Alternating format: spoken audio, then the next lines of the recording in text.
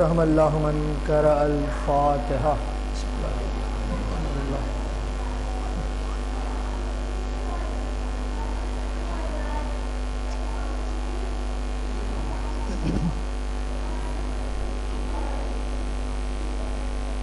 لا حول ولا قوة الا باللہ العلی العظیم. بسم اللہ الرحمن الرحیم. الحمد للہ رب العالمین وبہ نستعین وصلی اللہ علی محمد وآلہ الطیبین الطاہرین المعصومین المظلومین المنتخبین المنتجبین. ولعن اللہ علی اعدائہم وعلی قتلتہم وعلی غاصبی حقوقہم وألقابہم ومنکری فضائلہم ومصائبہم وعظمتہم وولایتہم وعطشہم وعظمتہم وسخاوتہم وشجاعتہم اجمعین. اللہم من الجبت والطاغوت من لیلنا ھذا الی قیام یوم الدین.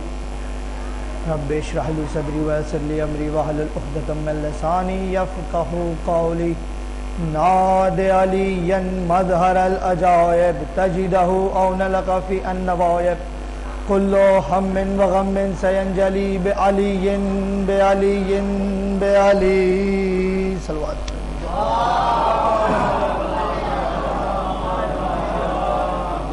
اما بعد قال امام جعفر صادق علیہ السلام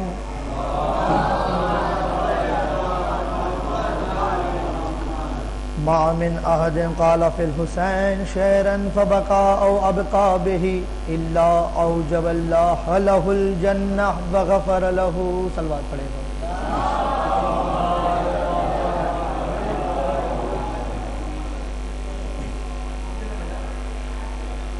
جی آپ حضرات پوری طرح سے آمادہ ہو جائے. تھوڑا تھوڑا سا جو ہے قریب تک تشریف لے آئے. دیکھیں میں سمجھ سکتا ہوں کہ لوگ جو ہے جلوس سے ابھی تک جو ہے اس کی تھکن سے فارغ نہیں ہوئے ہوں گے.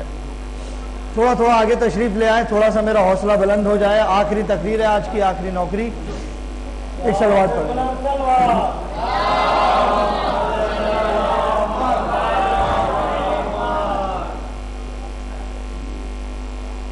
مسلسل 4 روز سے جس عنوان کے تحت بات جاری و ساری ہے, عزاداری کے حوالے سے, تعظیم کے حوالے سے, کل جو ہے حدیث قصہ کے زیر نظر یہ پیغام پہنچانے کی کوشش کی گئی تھی کہ اگر زمین کا فرش بچھایا گیا ہے تو اس کا استفادہ فرش عزا سے ہونا چاہیے. اگر اللہ نے آسمان کی بلندی کو سجایا ہے تو اس کا استفادہ پرچم عباس سے ہونا چاہیے. اگر زمانے میں پانی کی تخلیق ہوئی تو وہ سبیلوں کے لیے ہوئی. اگر زمانے میں پھول بنائے گئے تو وہ عباس کے علم کے لیے بنائے گئے. تو یہ تو حدیث قصہ کے بعد جو حدیث خزاں میں اللہ نے کہا کہ میں نے سب کچھ خلق کیا ان کی محبت میں, تو اس پر سے جو ہے ہم نے یہ بات نکالی, اس سے ہم نے یہ نتیجہ نکالا کہ جب سب کچھ ان کی محبت میں خلق ہوا تو حق تو یہ ہے کہ سب کچھ ان کی محبت میں لٹایا جائے, سب کچھ ان کی محبت میں خرچ کیا جائے, سب کچھ ان کی محبت میں استعمال کیا جائے. مگر کیا اللہ نے کبھی ان کی محبت میں یہ سب کچھ استعمال کیا؟ کیا اللہ نے کبھی سب کچھ ان کی محبت میں یہ استعمال کرنے کا حکم دیا؟ تو آئیے اسی کے زیر نظر جو ہے ہم چند تواریخ کے پنوں کو پلٹتے ہیں. سب سے پہلی بات, ہم یہ نہیں جانتے کہ اللہ نے حکم دیا یا نہیں دیا, مگر اس عزاداری کے عنوان سے ہم اتنا تو ضرور جانتے ہیں کہ جب آقا حسین کی ولادت ہوئی, آقا حسین کا اس زمانے میں نزول ہوا, تو اس وقت جو ہے شہزادی ایک بالکل پوری تفصیلات جو ہے آپ کے ذہن میں ہوگی, مجھے تفصیلات بیان نہیں کرنی. بس ایک بات, یہ واقعہ جو اکثر مصائب کے درمیان پڑھا جاتا ہے, کیونکہ مجھے تھوڑی سی شرح کرنی ہے اس کی, میں یہاں پر یہ واقعہ آپ کی جو ہے سماعت کے حوالے کر رہا ہوں.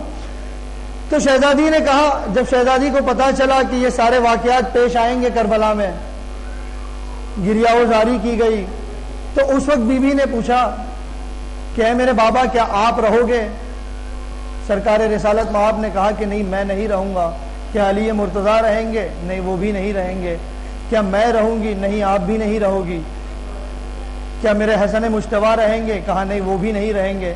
اس کے بعد بی بی نے ایک سوال کیا تھا, وہ سوال اکثر ہم مصائب میں سنتے ہیں، لیکن اب اس سوال کی جو ہے شرح دیکھیں گے آپ کہ جب بی بی نے یہ سوال کیا کہ بابا کہ پھر میرے حسین پر کون روئے گا، پھر میرے حسین پر آنسو کون بہائے گا، پھر میرے حسین کا پرسہ کون کرے گا، پھر میرے حسین کا ماتم کون کرے گا، پھر میرے حسین کی عزاداری کون کرے گا۔ اب لوگ جو ہے اکثر کبھی کبھی کسی مسئلے میں پھنس جاتے ہیں تو اکثر ذہن میں یہ سوال آتا ہے کہ جو ہے فلاں عبادت تو واجب ہے، عزاداری تو مستحب ہے، فلاں عبادت کی جو ہے عظمت بڑی ہے، عزاداری کی عظمت تھوڑی سی کم ہے، کیونکہ یہ عزاداری کے لیے کبھی یہ نہیں کہا گیا کہ عزاداری واجب ہے، یہ کبھی کہا نہیں گیا کہ عزاداری واجب ہے۔ اور میں نے اپنی کل کی گفتگو میں یہی بات جو ہے پیش کرنے کی کوشش کی تھی کہ عزاداری کو واجب اس لیے نہیں قرار دیا کیونکہ اگر واجب قرار دیا ہوتا تو یہ جبرن ہو جاتا، عزاداری جبرن ہو جاتی، اس لیے کبھی واجب نہیں کہا۔ تو آج چلے یہ دیکھتے ہیں کہ عزاداری جو ہے وہ واجب ہے، مستحب ہے، شریعت میں کیا اس کی جگہ ہے۔ تو میں بالکل نہیں جانتا کہ شریعت میں اس کی کیا جگہ ہے، مگر میں اس جملے سے بی بی کے ایک شرح کرنا چاہتا ہوں کہ بی بی نے سوال کیا کہ میرے حسین پر روئے گا کون۔ اب آپ مجھے یہ بتائیے بی بی کا جواب دینا کیا ہے، بی بی کا جواب دینا کیا ہے۔ اب یہ بی بی کا جواب دینا واجب ہے، بی بی کو جواب دینا مستحب ہے، بی بی کا جواب دینا مباح ہے۔ اب یہ بی بی کا جواب دینا کیا ہے؟ جب بی بی نے سوال کیا، بی بی نے مطالبہ کیا، بی بی نے کچھ مانگا، تو اب اس کے بعد بی بی کو دینا کیا ہوا؟ اب اس کے بعد بی بی کو دینا کیا ہوا؟ اب یہ نہیں پتا واجب ہوا مستحب ہوا، مگر جو آپ اپنے دل میں سمجھ سکتے ہو کہ شہزادی نے مطالبہ کیا ہے، تو اب اس مطالبے کی ادائیگی کیا ہوگی؟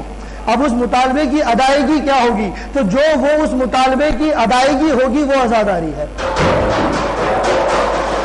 ایک صلوات پڑھیں مل کر۔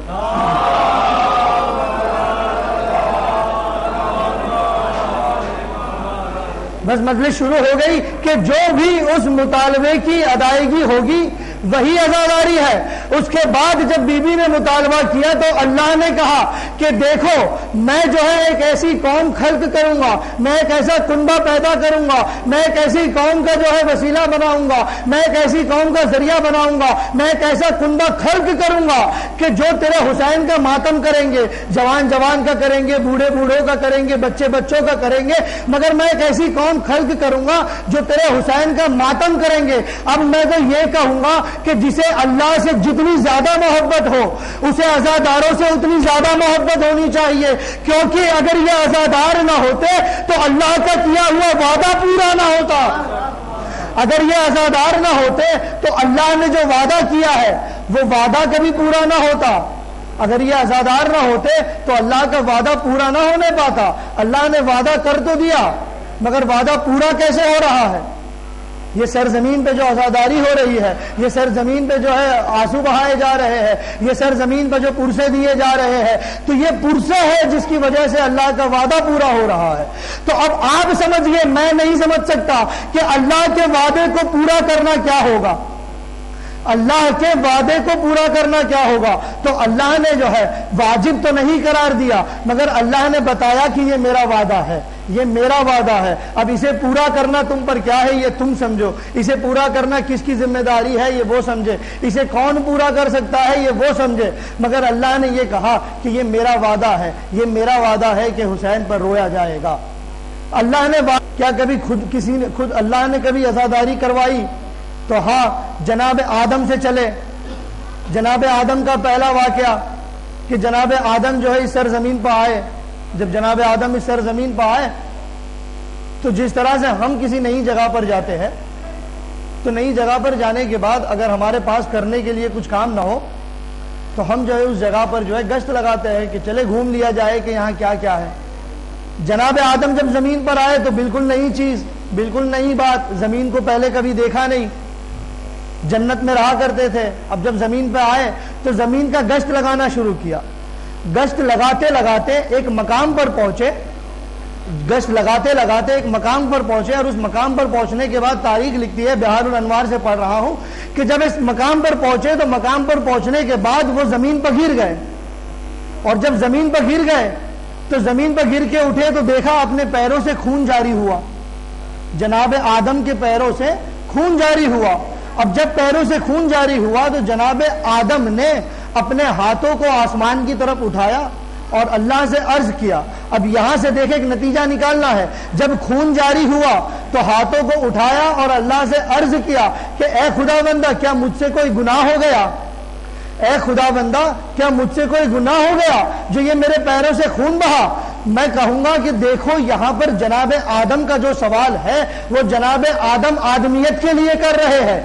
جناب آدم سوال اپنے لیے نہیں کر رہے، آدمیت کے لیے کر رہے ہیں. شاید جناب آدم دیکھ رہے ہوں گے کہ ہزاروں سال کے بعد کچھ لوگ ایسے آئیں گے جو غم حسین میں خون بہانے کو گناہ سمجھیں گے. تو میں آج ہی اللہ سے پوچھ لیتا ہوں کہ کیا یہ خون بہ رہا ہے تو کوئی گناہ ہو گیا؟ تو اللہ نے کہا نہیں آدم، کوئی گناہ نہیں ہوا، مگر تو جس جگہ پر ہے اس جگہ کا نام کربلا ہے، اور کیونکہ تیرے بیٹے حسین کا خون بہے گا تیرا خون بہایا گیا. کیونکہ تیرے بیٹے حسین کا خون بہے گا تیرا خون بہایا گیا. تو یہاں پر جناب آدم نے پوچھا تھا کہ کیا کوئی گناہ ہو گیا؟ تو اللہ نے جو ہے جناب آدم کے زمانے میں ہی بتا دیا کہ غم حسین میں خون بہانا جو ہے سیرت آدم ہوگی. غم حسین میں خون بہانا سیرت آدم ہوگی. آدم کا خون بہا. اس کے بعد تاریخ لکھ دی کہ آدم جو ہے آدم سے کہا کہ دیکھو اب جب تم اس جگہ پر پہنچ گئے تو اس آدم نے پوچھا کہ اللہ خون بہے گا مگر کیسے بہے گا؟ تو پوری تفصیلات ہیں. اللہ ذاکر بنا. جناب آدم مصاحب ہوئے. مصاحب ہونے کے بعد اللہ نے کہا کہ حسین کا قاتل جو ہے یزید ملعون ہوگا. کہا کہ اب یزید پر لعنت بھیجو اور پھر آگے چلو. جناب آدم نے یزید پر لعنت بھیجی اور آگے کوہ عرفات کی طرف چلے گئے. یہ ہوا جناب آدم کا واقعہ. اب تاریخ بڑھتی چلی گئی. جناب نوح کا زمانہ آپ بہتر جانتے ہیں. جناب نوح کے زمانے میں ہوا کیا؟ جناب نوح جو ہے لوگوں کو سمجھا سمجھا کے تھک گئے. اللہ کی وحدانیت کے بارے میں بتا بتا کے تھک گئے، اور اتنا تھک جاتے تھے کہ کتنی مرتبہ تو جناب نوح نے جو ہے دعا عرض کی کہ اللہ اب مجھ سے نہیں ہوتا، ان پر جو ہے عذاب نازل کر. اللہ کہتا تھا کہ نہیں رک جاؤ. مگر ایک وقت ایسا آیا کہ اللہ نے حکم دیا کہ ٹھیک ہے آج نوح تم جو ہے کشتی بنانا شروع کرو. اب یہ ساری تفصیلات آپ کے ذہن میں. جناب نوح نے جو ہے کشتی بنانا شروع کیا. اب جس مقام پر جناب نوح کشتی بنا رہے تھے وہ پورا صحرا ہوا کرتا تھا. اب کیونکہ وہ صحرا ہوا کرتا تھا تو لوگ جناب نوح کا مسخرہ بنایا کرتے تھے. کیا کہہ کے مسخرہ بناتے تھے کہ یہ تو صحرا ہے، یہاں پر کشتی بنا رہے ہو. دیکھیں میں کہاں لے جا رہا ہوں. لوگ کہتے تھے کہ یہ تو صحرا ہے، یہاں تو پانی نہیں ہے، یہاں کشتی کیوں بنا رہے ہو؟ جس طرح سے لوگ آج ہم کو طنز کرتے ہیں، جس طرح سے لوگ آج ہم کو طنز کرتے ہیں کہ کیوں روتے ہو، کیوں آنسو بہاتے ہو، کیوں خون بہاتے ہو. جناب نوح کو طنز کیا گیا کہ نوح یہ تو صحرا ہے، یہاں پر کیوں کشتی بنا رہے ہو؟ ارے یہاں تو پانی بھی نہیں ہے، تمہاری کشتی کا کیا کرو گے؟ مگر کیونکہ جناب نوح کے ذہن میں مستقبل تھا، کیونکہ جناب نوح مستقبل جانتے تھے. کیا جناب نوح کشتی بنانے سے رک گئے؟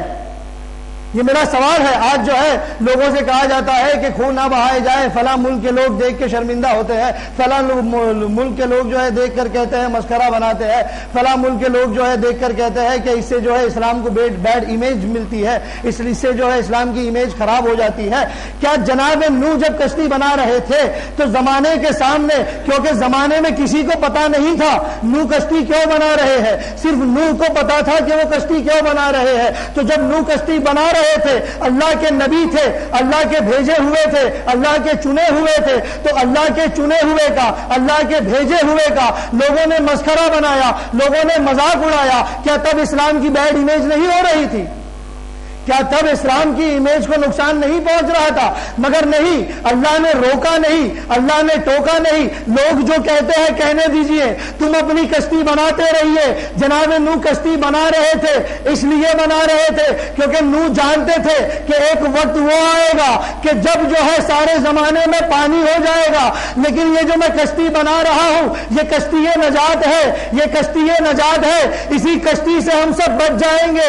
تو جناب نوح کو اپنے فعل پر یقین تھا، جناب نوح رکے نہیں. ٹھیک اسی طرح سے ہمیں اپنے فعل پر یقین ہے، ہم رکتے نہیں، کیونکہ ہمارے نظر میں محشر کا ہنگام ہے. ہم جانتے ہیں کہ جو یہ کرے گا وہ بچے گا، جو یہ کرے گا وہ بچے گا، جو نہیں کرے گا وہ نہیں بچے گا. اچھا اب یہ یہاں پر بات آئی کہ زمانے کو جو ہے بیڈ امیج دی جاتی ہے، زمانہ بڑا بولا کہتا ہے، تو خاص کر اس میں جو ہے یہودی اور عیسائیوں کے لیے کہا گیا کہ جو دور دراز کے یہودی اور دور دراز کے عیسائی جب عزاداروں کو خون میں دیکھتے ہیں، خون میں تر، تو انہیں لگتا ہے کہ یہ تو جو ہے اپنے آپ کو مارنے والا مذہب ہے اور اس سے جو ہے وہ اس کی سوء تبلیغ کرتے ہیں، تو اس لیے جو ہے اسلام کی امیج خراب ہوتی ہے۔ دیکھیں، ہمیں اپنی عقل سے دین کو نہیں ماننا ہے، ہمیں از روح قرآن دین ماننا ہے، ہمیں از روح قرآن دین ماننا ہے۔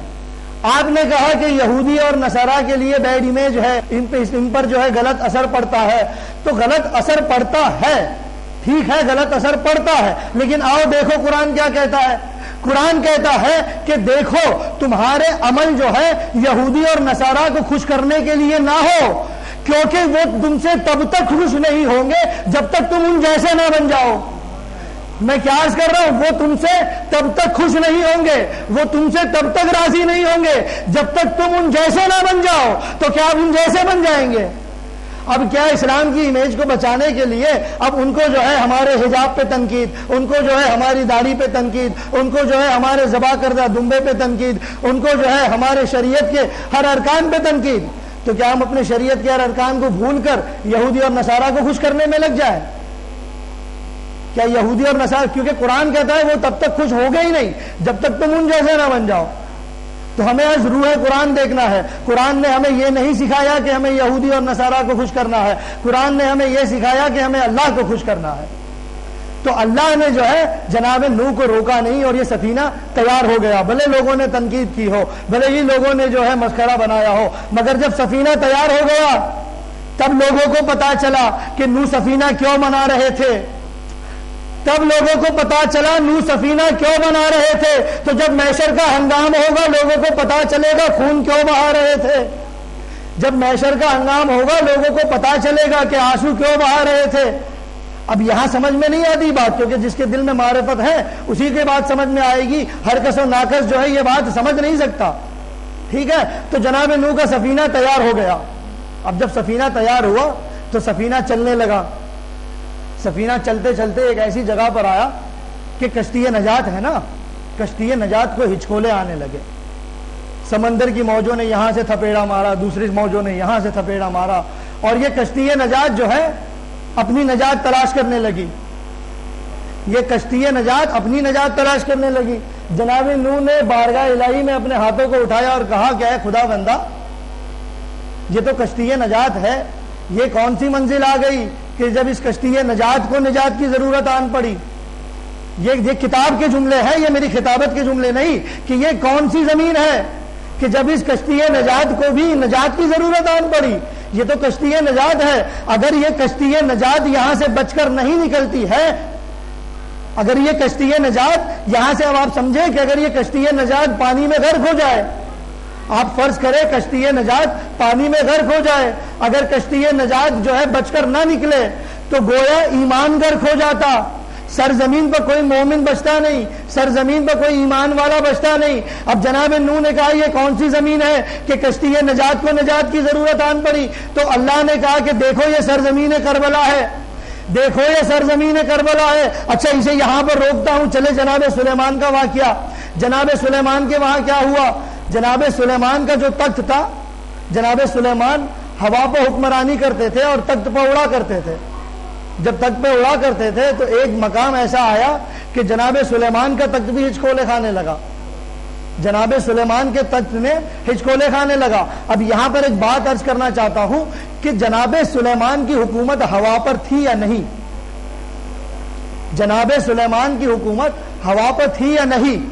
تو اب جب ہوا پہ حکومت تھی تو جناب سلیمان کو چاہیے تھا حکم دے دیتے، جناب سلیمان کو چاہیے تھا حکم دے دیتے، ہوا جو ہے سدھر جاتی، ہوا جو ہے سنبھل جاتی، مگر نہیں، جناب سلیمان نے حکم نہ دیا، یا حکم دیا بھی ہوگا ہمیں نہیں پتا، مگر اتنا پتا ہے کہ ہوا جو ہے سنبھلی نہیں، ہوا جو ہے سدھری نہیں۔ جب نہ سدھری نہ سنبھلی تو جناب سلیمان نے بارگاہ الہی میں عرض کیا کہ یہ کون سا مقام ہے، یہ کون سی زمین ہے؟ تو یہاں بھی اللہ نے کہا کہ دیکھو سلیمان یہ سرزمین کربلا ہے۔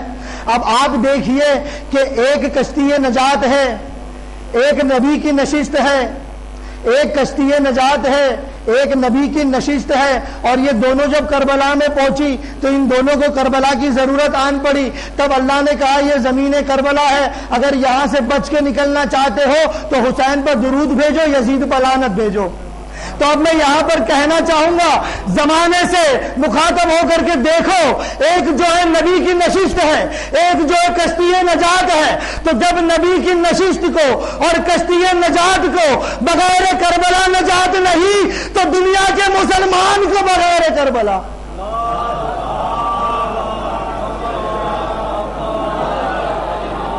تو دنیا کے عام مسلمان کو جب نبی کی نشست کو نجات نہیں، جب کربلا میں حسین پر درود بھیجے بغیر، یزید پر لعنت کیے بغیر، اب یہ بہرحال معاملہ جو ہے تبرہ اور تولا پہ آ جائے گا، میرا موضوع بدل جائے گا. میں یہیں سے آگے بڑھتا ہوں کہ ان دونوں ارکان کے کیے بغیر نجات نہیں ملی.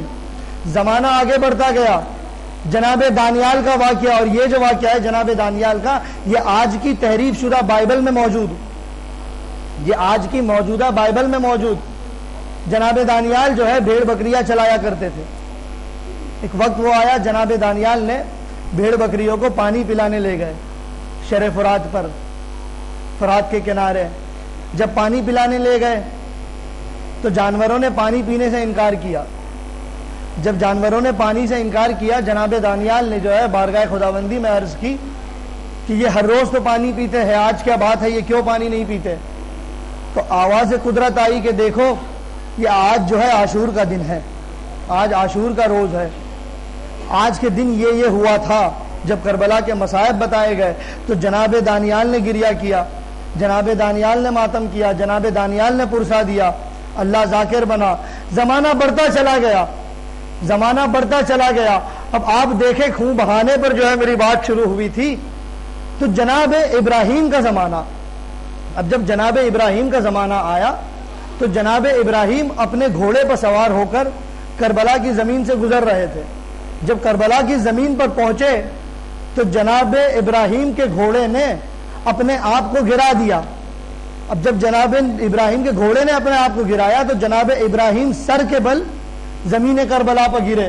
اب جب زمین کربلا پر گرے تو تاریخ لکھتی ہے کہ ان کا سر پھٹ گیا، ان کا سر شگافتہ ہو گیا. اب آپ مجھے بتائیں سر شگافتہ ہو اور لہو جاری نہ ہو ممکن ہے؟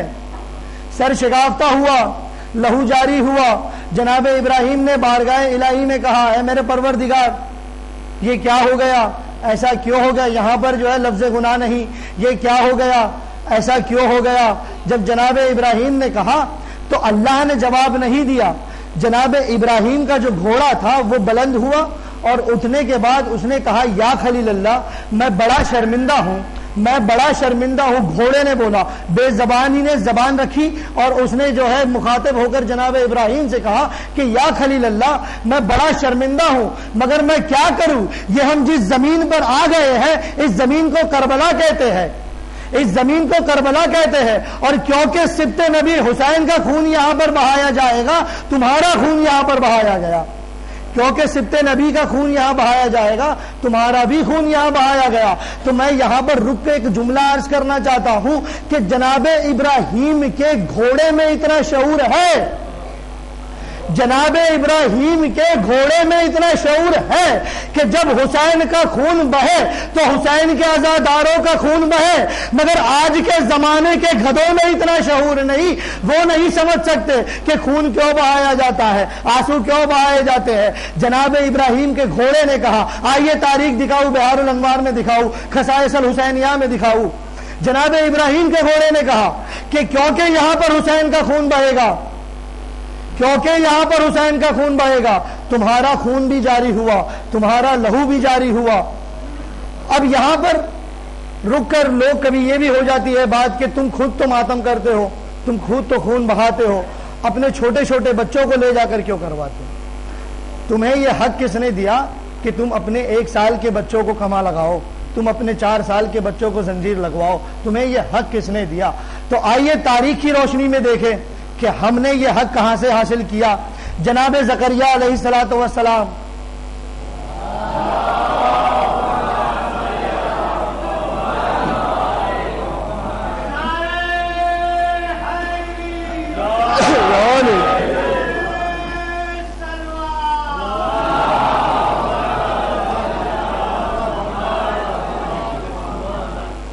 جناب زکریا کا زمانہ، اب یہاں سے انشاءاللہ بہت سارے مسائل حل ہو جائیں گے. جناب زکریا کا زمانہ، جناب زکریا نے کہا کہ اے پروردگار مجھے اسم اعظم کی تعلیم دے. جب اسم اعظم کی تعلیم دی گئی، میں کہوں گا بڑے پیارے زمانے میں تشریف رکھتے ہیں ہم حضرات، بہت اچھے زمانے میں ہے ہم، کہ جب ہم اسم اعظم کی تعلیم کے لیے ہمیں پروردگار کو پکارنا نہیں پڑتا، ہمیں مجلسوں کے ذریعے اسم اعظم کی نہیں بلکہ اس کی معرفت کی تعلیم بھی دی جاتی ہے. مگر ایک زمانہ وہ تھا جہاں پر انبیاء دعا کرتے تھے تو اسم اعظم کی تعلیم ہوتی تھی. اب آپ سوچیں کہ یہ اسماء کیا ہے، یہ نام کیا ہے، ان کی معرفت کیا ہوگی، ان کی منزلت کیا ہوگی. ہم بڑی آسانی سے سن لیتے ہیں، مگر ہم نے کبھی ڈیپلی ان کی معرفت کو سوچا ہی نہیں، ان کی معرفت کو اپنے اندر بسانے کی کوشش کی ہی نہیں، کیونکہ ہمیں بڑی آسانی سے ملا. مگر جب نہیں ملتا تھا، جناب زکریا کا زمانہ تھا، کہا مجھے اسم اعظم کی تعلیم دے. جبریل امین نازل ہوئے، کہا کہو محمد، کہا محمد، کہو فاطمہ، کہا فاطمہ، کہو علی، کہا علی، کہو حسن، کہا حسن، کہو حسین، کہا حسین. اب جب اسم اعظم کی تعلیم ملی تو جناب زکریا، تاریخ کہتی ہے جناب زکریا ہر وقت یا محمد ہو یا فاطمہ یا علی ہو یا حسن ہو یا حسین کا ورد کیا کرتے تھے، ہر وقت یہ ورد کیا کرتے تھے. مگر ایک مرتبہ جب انہوں نے محسوس کیا کہ جب میں یا محمد کہتا ہوں تو میرے سارے غم و رنج دور ہو جاتے ہیں، جب میں یا علی کہتا ہوں میرے سارے غم و رنج دور ہو جاتے ہیں، یا حسن کہتا ہوں سارے غم و رنج دور ہو جاتے ہیں، یہ 4 نام لیتا ہوں تو میرے سارے غم، میرے سارے رنج دور ہو جاتے ہیں. مگر جب بھی میں حسین کہتا ہوں میرا دل تڑپنے لگتا ہے، میں تڑپنے لگتا ہوں، میرا دل تڑپنے لگتا ہے، میرے آنسو جو ہے باہر نکلنا چاہتے ہیں. تو انہوں نے جو ہے بارگاہ خداوندی میں عرض کی کہ خدایا کیا بات ہے، یہ ایسا کیوں ہوتا ہے.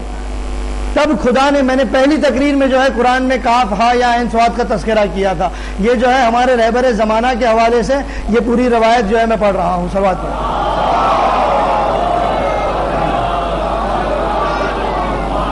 کتاب بہار الانوار میں بھی مل جائے گی، علامہ باقر مجلسی کی عین الحیات میں بھی یہ روایت مل جائے گی. ٹھیک ہے. تو جب یہ کہا تب اللہ نے جو ہے تعلیم دی، اللہ نے بتایا پورا واقعہ کربلا، اور اس حالت میں بتایا، کاف ہا یا عین صاد کی حالت میں بتایا کہ جو قرآن میں حروف مقطعات کے ذریعے آج بھی موجود ہے. تو پورا بتایا کہ کاف سے کربلا، ہا سے ہلاکت عطرت،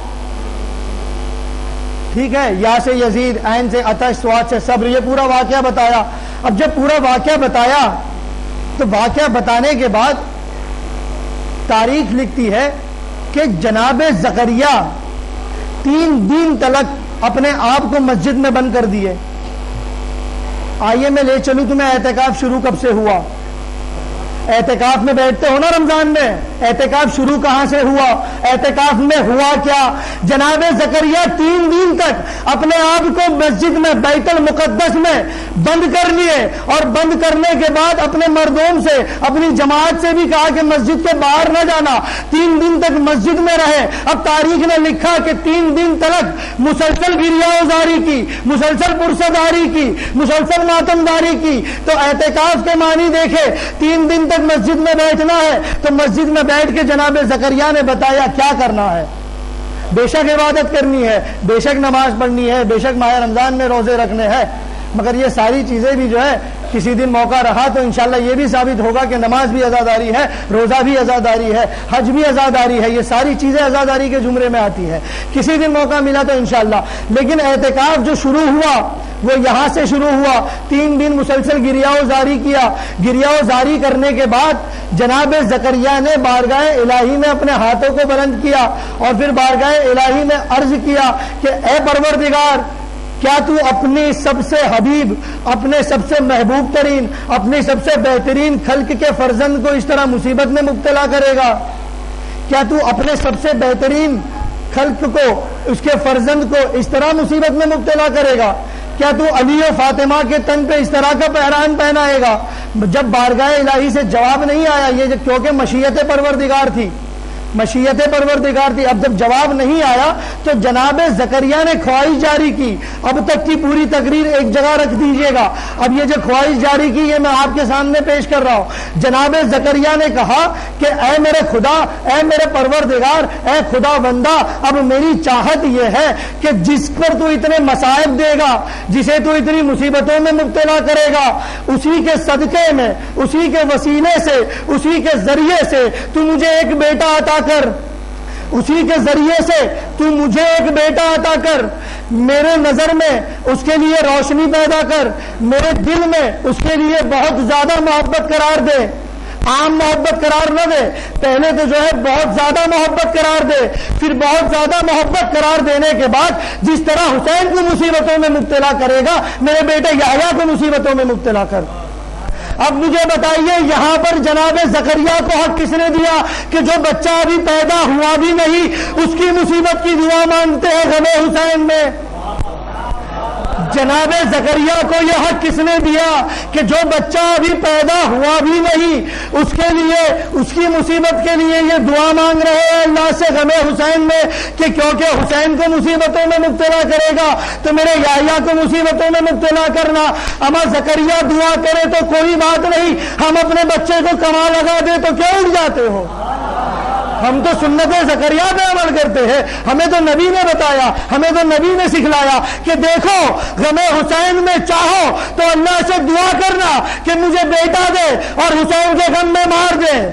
ہم مارتے تو نہیں ہے, ہم تو جو ہے چھوٹا سا زخم لگواتے ہیں, ہم تو جو ہے خون کا پرسہ دیتے ہیں, ہم تو جو ہے تبرک لیتے ہیں بارگاہ حسینی سے, ہم جو ہے تبرک لیتے ہیں بارگاہ. تو یہ ہمیں نبی زکریا نے سکھایا. اب اس کے بعد تاریخ نے یہ بھی لکھا کہ جب جناب یحییٰ اس سرزمین پر آئے تو سرزمین پر آنے کے بعد جس طرح سے میرے آقا حسین کا حمل جو ہے وہ 6 مہینے کا تھا, کیونکہ دعا یہ تھی. جناب یحییٰ کا حمل بھی جو ہے 6 مہینے کا رہا. اب اس کے بعد جو ہے لوگوں نے تنقید کی کہ اگر یہ بات, یہ روایت صحیح ہوتی, دیکھیں سوال کے ساتھ انشاءاللہ جواب, دعوے کے ساتھ انشاءاللہ دلیل, یقین بر سیدہ کے حوالے سے ساری باتیں ہو رہی ہے. لوگوں نے تنقید کی کہ اگر یہ روایت صحیح ہوتی تو کیونکہ جناب زکریا جو ہے وہ تو جناب یحییٰ کے آنے کے کچھ ہی دن بعد گزر گئے. اب انہوں نے دعا یہ مانگی تھی کہ مجھے بھی جو ہے میرے بچے کی مصیبت میں مبتلا کر, تو کہاں مبتلا ہوئے؟ جناب یحییٰ آئے اور جناب زکریا چلے گئے. ساری مصیبتیں تو جناب یحییٰ نے جھیلی, ساری مصیبتیں تو جناب یحییٰ پہ ٹوٹی. جناب زکریا نے کہا مصیبت میں مبتلا ہوئے, تو اس کا جواب بھی تاریخ سے دوں گا. آؤ مجھے بتاؤ جناب زکریا نے دعا کیا مانگی تھی کہ تو تیرے حبیب کے فرزند کو مصیبتوں میں مبتلا کرے گا, تو جس طرح تیرے حبیب کے فرزند کو مصیبتوں میں مبتلا کرے گا اسی طرح مجھے بھی مصیبت میں مبتلا کر. یعنی جیسے تیرے حبیب کو کرے گا ویسے مجھے کر, جیسے اس کے فرزند کو کرے گا ویسے اس کے فرزند کو کر, جیسے تیرے حبیب کو کرے گا. میں تکرار کر رہا ہوں, آپ میرے ساتھ رہیے گا, وہاں تک پہنچ جائیے. جیسے تیرے حبیب کو کیا ویسے مجھے کر, جیسے اس کے فرزند کو کیا ویسے میرے فرزند کو کر. تو اب مجھے بتائیے کربلا میں نبی اللہ کہاں تھے؟ اب مجھے بتائیے کربلا میں نبی اللہ کہاں تھے؟ کربلا میں رسالت مآب کہاں تھے؟ تو جس طرح سے نبی اللہ کو مصیبت میں مبتلا کیا اسی طرح سے زکریا کو مصیبت میں مبتلا کیا. جس طرح سے نبی اللہ کو مصیبت میں مبتلا کیا کہ آقا حسین کی ولادت ہوئی, کربلا سے پہلے چند سال کے بعد رسالت مآب کا انتقال ہو گیا, ٹھیک اسی طرح سے چند سال کے بعد جناب یحییٰ کے آنے کے بعد جناب زکریا کا انتقال ہو گیا. تو جیسے وہاں مصیبت میں مبتلا کیا ویسے یہاں مصیبت میں مبتلا کیا. اب اس کے بعد جو ہے میرے آقا رہبر زمانہ علیہ الصلوۃ والسلام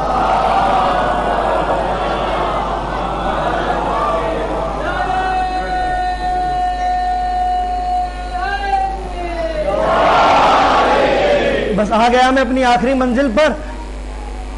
عرض کیا کہ جس طرح سے جو ہے جناب یحییٰ کا آقا حسین کا حمل 6 مہینے کا رہا, جناب یحییٰ کا حمل بھی 6 مہینے کا رہا.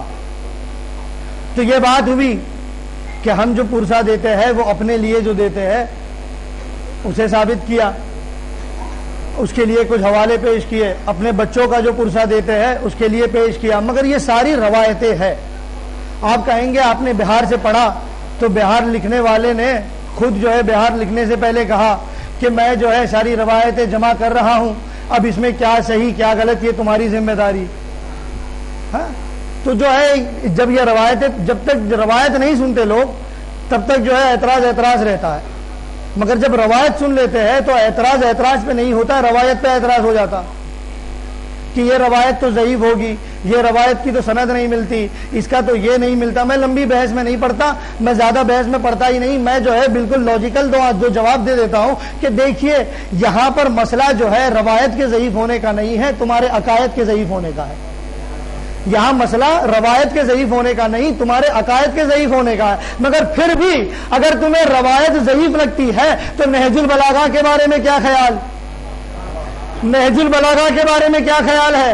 ارے نہج البلاغہ وہ کتاب، اچھا نہج البلاغہ کے لیے پہلے یہ بات عرض کر دوں کہ کوئی یہ نہ سمجھے کہ مولا علی کے تمام خطبات نہج البلاغہ میں ہے، نہیں، سید رضی نے جو نہج البلاغہ کو جمع کیا تھا وہ اس عنوان سے جمع کیا تھا کہ جس قرآن تو قرآن، لوگ قرآن کا جواب تو لا ہی نہیں سکتے، مگر میرے مولا کے چند خطبات کو جمع کر کے نہج البلاغہ بنائی اور زمانے کے سامنے پیش کیا کہ تم اللہ کے کلام کا جواب کیا لاؤ گے، پہلے علی کے کلام کا جواب لاؤ، پہلے علی کے کلام کا جواب لاؤ۔ آج کا دن ہے نہج البلاغہ کے ایک جملے کا جواب نہیں آ سکا۔ اب یہ الگ بات ہے کہ لوگوں نے علی کے جملوں کو اپنا جملہ کہہ کے منسوب کرنا شروع کر دیا کیونکہ جواب نہیں لا پائے۔ تو نہج البلاغہ میں مولا کے سارے خطبات نہیں ہے، ایران سے ابھی 10,000 صفحات کی کتاب جو ہے شائع ہوئی ہے جس میں میرے مولا متقیان کے خطبات ہی خطبات ہے۔ تو نہج البلاغہ جو اتنے سارے خطبات میں سے بہت سارے کثیر تعداد میں خطبات میں سے جمع کیے ہوئے چند ایسے خطبات کہ جو زمانے کے سامنے چیلنج کی طور پر پیش کیے گئے۔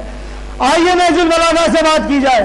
خطبہ نمبر 119، خطبہ نمبر 119 میں خطبے میں میرا مولا متقیان جنگ صفین کے حالات بیان کرتا ہے۔ جب جنگ صفین کے حالات بیان کرتے ہیں میرے مولا تو اپنے کچھ صحابیوں کے ساتھ بیٹھے ہوتے ہیں جنگ صفین کے بعد، اور جنگ صفین کے بعد اپنے انصار کے ساتھ اپنے صحابیوں کے ساتھ جب بیٹھے ہوتے ہیں۔ اب میری یہاں پہ گزارش یہ ہے کہ میرے پاس کیونکہ وقت نہیں ہے ورنہ میں 5-7 منٹ تو یہ سنانے کے لیے تمہید باندھتا، مگر میں تمہید باندھے بغیر سنا رہا ہوں کیونکہ میرے پاس وقت نہیں ہے، مجھے بہت جلدی اپنی گفتگو تمام کرنی ہے۔ تو میری ساری تقریریں بھول جائیے گا مگر یہاں سے یہ پیغام، یہ حوالہ یہاں سے لے کر اٹھیے گا۔ میرے مولا کہتے ہیں اپنے سارے انصار کو بٹھا کر کہ دیکھو جنگ صفین میں جو لوگ شہید ہوئے وہ ایسے تھے، ان کی تعریفیں بیان کی، وہ اتنے بڑے مومن تھے، ان کے ایمان کا یہ درجہ تھا، ساری تعریفیں بیان کی۔ تعریفیں بیان کرنے کے بعد میرا مولا کہتا ہے کہ اب جنگ صفین میں جو لوگ شہید ہوئے، جنگ صفین میں جو مارے گئے، اب یہ حق بجانب ہوگا، اب یہ حق بجانب ہوگا کہ تم ان کے فراق میں اپنے جسم کی بوٹیاں کر دو، تم ان کے فراق میں اپنے جسم کی بوٹیاں کر دو۔ اب انصاف کرو، اپنے سر پر قرآن رکھو اور مجھے بتاؤ زنجیر مارنا آسان ہے یا جسم کی بوٹی کرنا آسان؟ کما مارنا آسان ہے یا جسم کی بوٹی کرنا آسان؟ میرا مولا کہتا ہے اپنے جسم کی بوٹیاں کر دو۔ کن کے لیے؟ جو جنگ صفین میں علی کا ساتھ دیتے دیتے شہید ہو گئے۔ تو جو علی کا ساتھ دیتے دیتے شہید ہو جائے ان کے غم میں جسم کی بوٹیاں کرنا جائز، جو علی کا ساتھ دیتے دیتے شہید ہو جائے ان کے فراق میں اپنے جسم کی بوٹیاں کرنا جائز۔ تو یہ کہاں کا قانون ہے کہ علی کے غم میں خون بہانا ناجائز؟ یہ کہاں کا قانون ہے؟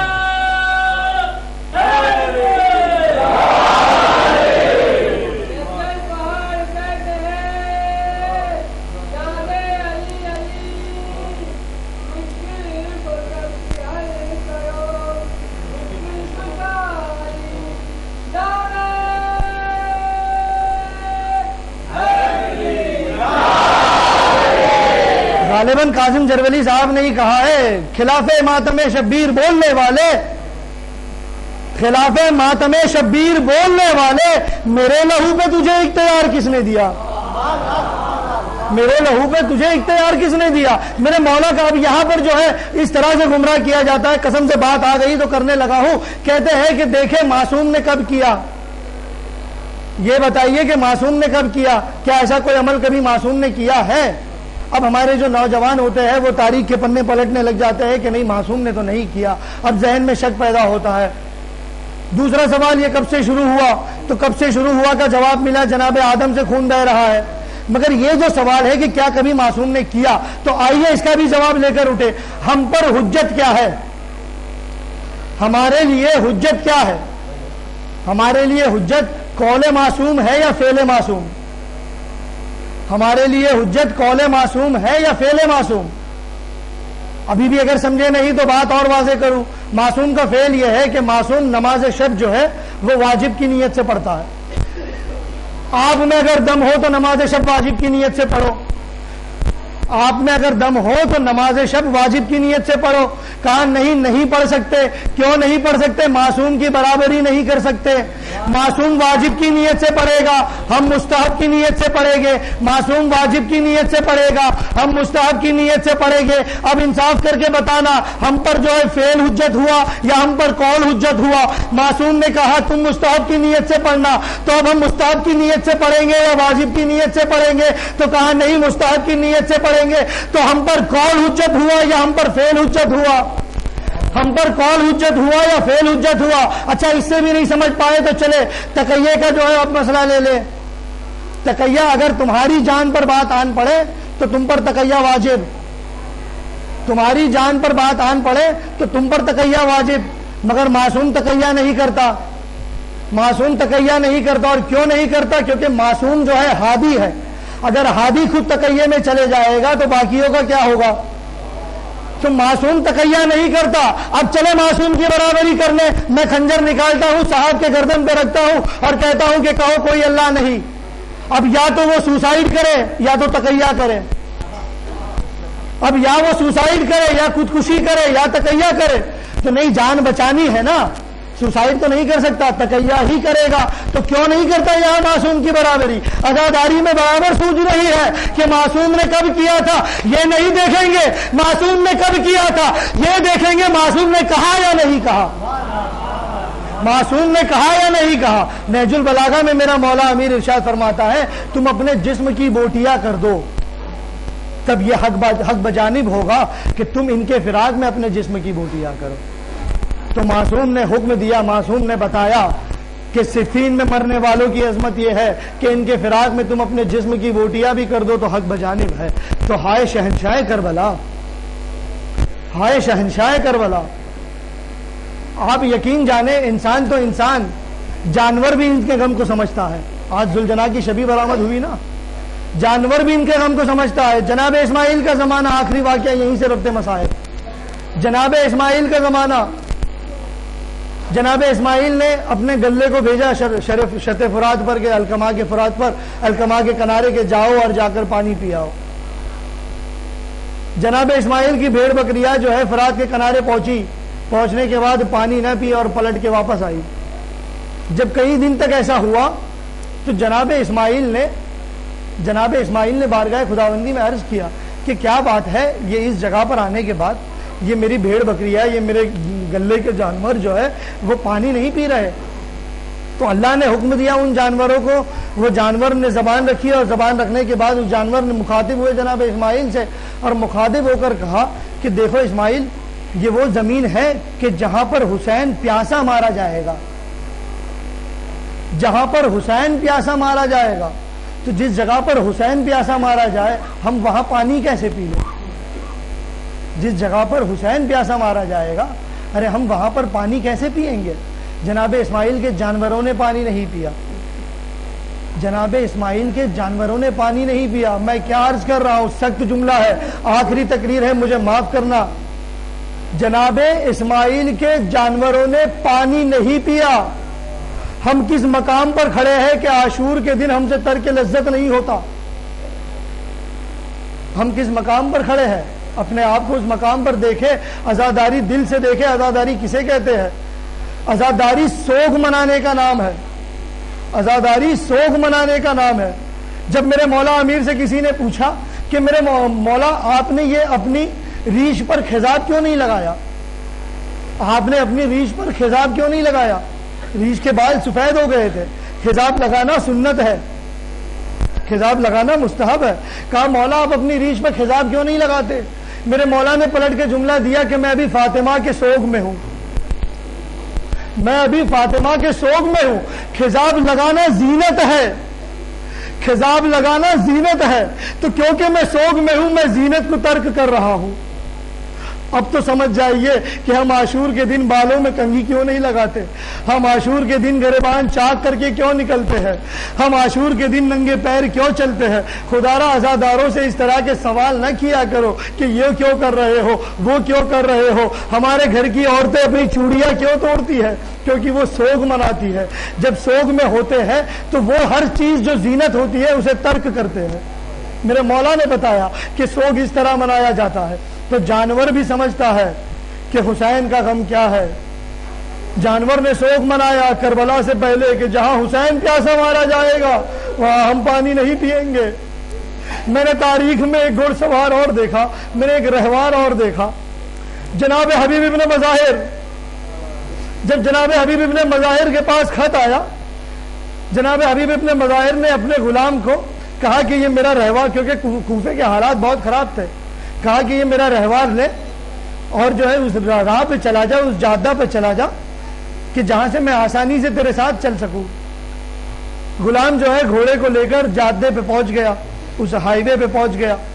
جب جناب حبیب جب وہاں پر پہنچے تو پہنچنے کے بعد جناب حبیب نے کہا اپنے غلام سے کہ دیکھ، اب تک ساری زندگی تو نے میری غلامی کی، مگر اب میں جس جگہ پر جا رہا ہوں میں واپس نہیں آنے والا. میں نے آج تجھے آزاد کیا، تو چاہے جہاں وہاں چلا جا. غلام نے کہا کہ آقا جب پوری زندگی اپنی خدمت کروانی تھی تو ساتھ رکھا، اب جب اصل وقت آیا کہ حسین کی خدمت ملے تو مجھے جانے کو کہہ رہے ہو. غلام نے کہا میں نہیں جاؤں گا، میں نہیں جاؤں گا. اب گھوڑے کے لیے یہ چاہا جناب حبیب نے کہ گھوڑا تو کسی طرح چلا جائے، ہم جو ہے پیدل چلے جائیں گے. ایک مرتبہ گھوڑے سے کہا تو گھوڑے کے لیے جب دیکھا کہ گھوڑا جو ہے اپنے سر کو جھکائے ہوئے آنسو بہائے جا رہا ہے، گھوڑا آنسو بہائے جا رہا ہے، گویا گھوڑا حبیب سے کہنا چاہ رہا ہے کہ حبیب میں بھی آقا کی نصرت کو چلوں گا، میں بھی آقا کی نصرت کو چلوں گا. جناب حبیب اپنے رہوار کو لے کے آ گئے. اب آپ دیکھیں آپ نے ذوالجناح کی شبی بنائی، آقا حسین کے مصائب پہ کیا رویا جائے. میں کہوں گا ہاتھ میں کما دیجئے تب میں آقا حسین کی شہادت پڑھوں گا. آقا حسین کی شہادت اتنی آسان نہیں جو پڑھ لی جائے. آپ ذوالجناح کے مصائب دیکھیں گے. حسین کا جو ذوالجناح تھا، کربلا میں ایک ایسا وقت آیا کہ جب اس ذوالجناح نے سوچا ہوگا کہ ایک وقت وہ ہوا کرتا تھا کہ مجھ پر ایسا سردار بیٹھا کرتا کہ لوگوں کا ہجوم آس پاس مجھے گھیرا ہوا رہتا، لوگوں کا ہجوم میری زیارت کے لیے، میرے آقا کی زیارت کے لیے گھیرا ہوا رہتا. ارے مگر کربلا میں کون سا وقت آیا، ارے یہ مجھ پر کون سی مظلوم شخصیت بیٹھی ہے کہ لوگ جو ہے زیارت کے لیے آس پاس نہیں ہے. ارے پتھر لیے ہوئے، ارے نیزہ لیے ہوئے، ارے تلوار لیے ہوئے. اور ذوالجلال نے سوچا ہوگا کہ یہ مجھ پر کون سوار ہوا، یہ مجھ پر کون آ گیا. آپ دیکھیں آقا حسین کی مصیبتیں، میں کہوں گا آقا حسین کی مصیبتیں صرف آقا حسین کی مصیبتیں نہیں، بلکہ کربلا میں شروع سے لے کے آخر تک جتنی بھی مصیبتیں ہوئی وہ ساری آقا حسین کی مصیبت، وہ ساری آقا حسین کی مصیبت.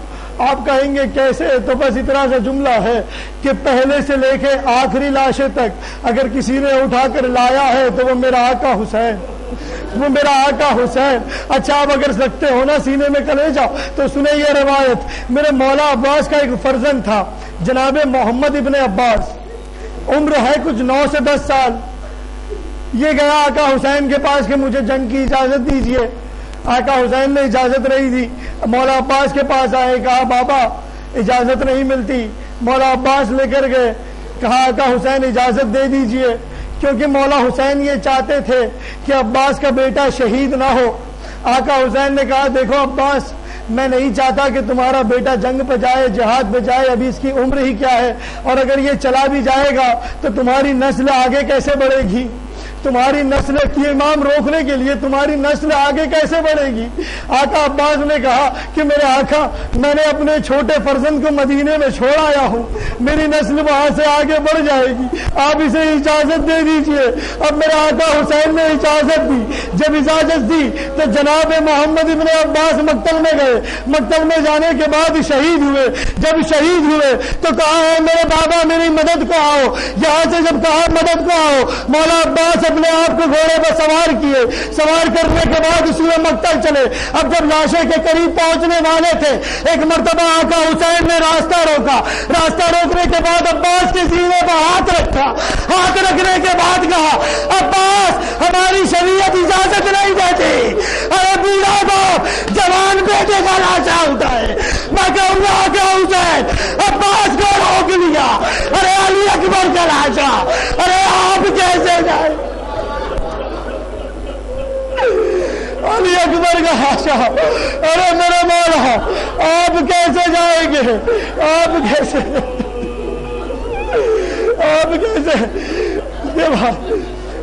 جناب محمد ابن عباس کا لاشا آقا حسین لے آئے۔ مجھ سے کہا مولا عباس کے مصائب کے چند جملے عرض کی جائے۔ آپ سنیں، مجھے کچھ روز پہلے ایک شخص ملا، وہ کہتا ہے کہ میں ایک مرتبہ اپنی موٹر سائیکل سے کہیں جا رہا تھا، اور جب جا رہا تھا اچانک میری آنکھ میں کوئی کنکر گیا۔ اب جب کنکر گیا میری آنکھ میں نے کسی طرح اپنی موٹر سائیکل کو سنبھالا، اور سنبھالنے کے بعد ایک سائیڈ پہ آ گیا، اور آنے کے بعد میں نے اپنے ہاتھوں سے اپنی آنکھ کے کنکر کو نکالا، مگر جب میں نکال رہا تھا مجھے عباس بڑے یاد آئے، مجھے عباس بڑے یاد آئے، کیا یاد آئے؟ ارے میری آنکھ میں کنکر گیا، میرے ہاتھ سلامت تھے، میں نے کنکر نکال لیا، عباس کی آنکھوں میں تیر چلا گیا، عباس کیسے نکالے؟ ارے ہاتھ پہلے شہید ہوئے، تیر بعد میں لگا۔ اب یہاں پر تاریخ کہتی ہے کہ مولا عباس کے سر پہ گوت مارا گیا۔ اب یہاں پر تاریخ نے اعتراض کیا کہ عباس کا قد اتنا طویل تھا، کیسے ممکن ہے کہ کوئی گھوس لگا دے؟ ذاکر اکثر یہ مصائب پڑھا کرتا تھا کہ عباس کے سر پر گھوس لگا۔ ایک مرتبہ کسی عالم نے کہا کہ یہ ممکن نہیں، عباس کا قد بڑا طویل ہے، یہ ممکن نہیں کہ عباس کے سر تک کسی کا ہاتھ پہنچے اور گھوس مارا جائے۔ اب جب اس نے یہ سنا تو یہ پہنچا میرے آقا کے روضے پر، پہنچنے کے بعد آقا کی زری کا بوسہ لیا، ہاتھ لگایا اور جو ہے استغاثہ کیا، کہا میرے مولا اب تک میں یہ روایت پڑھتا تھا، کیا میں نے کچھ غلط پڑھا؟ اے میرے آقا میری اصلاح کرے۔ یہ کہتا ہے کہنے کے بعد جو ہے یہ سو گیا، اس پر غش طاری ہوا۔ یہ کہتا ہے جب مجھ پر غش طاری ہوا میں نے دیکھا کہ آقا عباس جو ہے میرے غش میں آئے، ایک چادر کا سایہ ہوا، آقا عباس کی سواری آئی، سواری آنے کے بعد جو ہے میں نے کہا آقا زیارت کا شرف دیا، بڑی مہربانی، سوال تو ذہن میں ہوگا نا، سوال تو ذہن میں ہوگا نا۔ جب میں نے کہا سوال ذہن میں ہوگا، ایک مرتبہ آقا عباس نے اپنے سر کو جھکا لیا اور کہا میرے سر کا زخم دیکھ لے اور اپنے سوال کا جواب لے لے۔ کہا مولا مجھے یقین ہے کہ لگا، مگر جاننا چاہتا ہوں کیسے لگا؟ عباس کے مصائب، عباس کی زبانی، پوچھا کیسے لگا؟ آقا عباس نے کہا کہ دیکھو ہاتھ پہلے کٹے، تیر بعد میں لگا، ہاتھ پہلے کٹے، آنکھوں میں تیر بعد میں لگا۔ اب جب میں جا رہا تھا میری آنکھ میں تیر لگا، میرے ہاتھ نہیں تھے، ہاتھ ہوتے تیر نکال لیتا، مگر ہاتھ نہ تھے، میں نے اپنے گھٹنوں کو جوڑا، اپنے سر کو نیچا کیا تاکہ گھٹنوں کے درمیان تیر رکھ کے کھینچ لو۔ اسی اسنا میں ایک ملعون پیچھے سے آیا، میرا چل پہ مارا، میں گھوڑے سے زمین پہ آیا۔ میری شہزادی کہتی ہے جب بھی مصائب پڑھو عباس کے یہ ضرور پڑھو، جو بھی زمین پہ آیا ہاتھوں کا سہارا لیا، عباس زمین پہ آئے ہاتھوں کا سہارا عباس نہ لے پائے۔ اور یہ عالم تھا جب مولا عباس گھوڑے پر تھے، جب مولا عباس آخری وقت ہے، میرا آقا حسین بھی گھوڑے پر، آپ نے سنا ہوگا ذاکرین سے، خطبہ سے، علماء سے، آخری روایت، آخری منظر رحمتوں کو سمیٹا۔ آپ نے اکثر سنا کہ حسین جب آخری وقت میں تھے تو حسین گھوڑے پر جھوم رہے تھے، حسین گھوڑے پر جھوم رہے تھے، مگر جب میں نے تاریخ پڑھی تو مجھے پتا چلا حسین گھوڑے پر جھوم نہیں رہے تھے۔ اصل میں بات یہ تھی، عمر سعد نے 30,000 کی فوج کو بلایا، بلانے کے بعد 4 حصوں میں تقسیم کیا۔ ایک ٹکڑی سے کہا ہاتھ میں تلوار رکھو، ایک ٹکڑی سے کہا ہاتھ میں نیزے رکھو، ایک ٹکڑی سے کہا تیر و کمان رکھو، ایک ٹکڑی سے کہا پتھر اٹھاؤ۔ حسین کے چاروں بازو، اب جب حسین کو گھیر آ گیا، حسین اس طرف گرنا چاہتے، یہاں سے نیزوں کی بارش، حسین یہاں گرتے، یہاں سے تلوار، آگے جاتے تیر کی بارش، پیچھے جاتے پتھروں کی بارش۔ آقا حسین نے کہا ارے گھر ملے دیپ میں گرتا ہوں سنبھالو اماں، آواز سید آئی، آئے میرے حسین میری آغوش میں آج۔